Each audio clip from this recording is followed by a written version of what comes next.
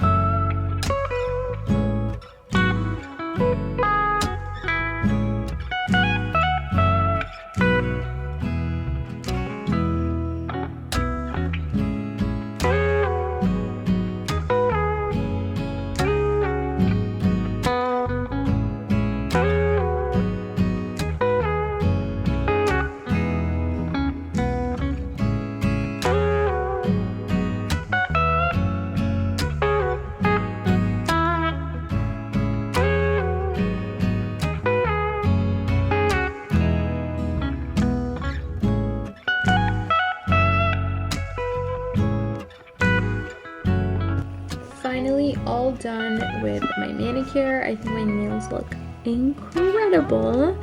I'm just gonna go over them with a oil cuticle pen, just so that I'm hydrated.